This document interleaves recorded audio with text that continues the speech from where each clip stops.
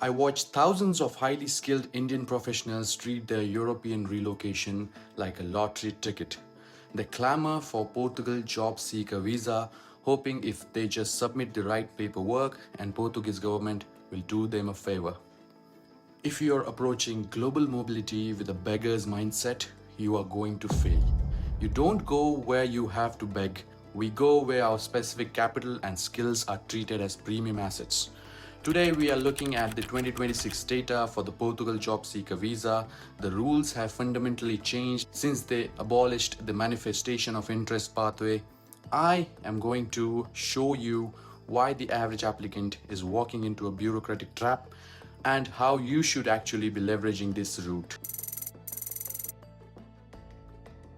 The internet will tell you that the barrier to enter into Portugal is very low. The legacy advice from travel bloggers claim that you just need to show a few thousand euros. Let's look at the reality of 2026. The government states that you need 3 times the national minimum wage to apply. In 2026, the minimum wage is exactly 920 euros. That means your absolute baseline is 2,760 euros. But let me be very clear, if you are moving or if you're trying to move to Western Europe and you are worried about scraping together 2,760 euros, you are not ready to move. You are setting yourself up to a victim of the Lisbon rental market. The algorithm at the consulate knows this. If you submit an application with the bare minimum capital, your passport is instantly flagged as high risk. To command respect from the immigration officers and bypass the friction, your liquid runway needs to be double or triple that minimum. Show them you don't need their social systems. But the capital is only the first filter. The second is AIMA, Portugal's immigration infrastructure.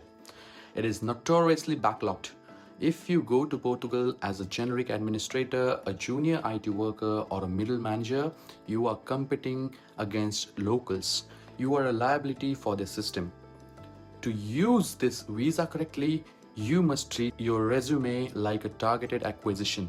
Portugal is no longer accepting generic applications. They are aggressively filtering for Tier 1 global talent.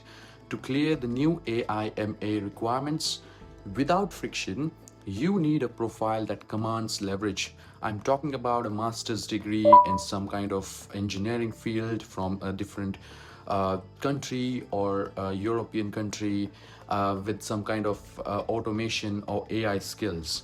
If your technical background does not look something like this, if you are not bringing undeniable, quantifiable value to their economy, you are wasting your consulate fee. Top-tier firms will only fast-track your paperwork if your skills are impossible to find locally. And let's talk about the timeline. This is a single entry visa valid for 120 days.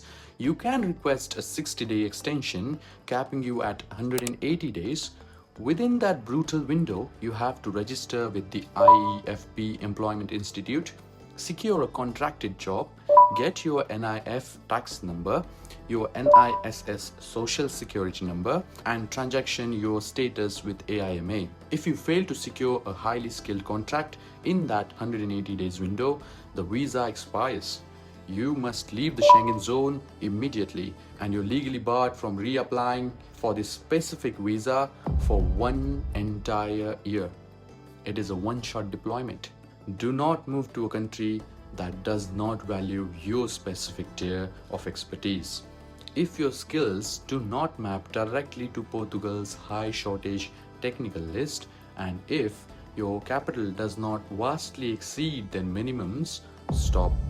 Treat your passport like a business and go where your skills are treated best. Subscribe to Botometrics for the data you need to execute your global strategy. I will see you in the next week's breakdown. Bye-bye.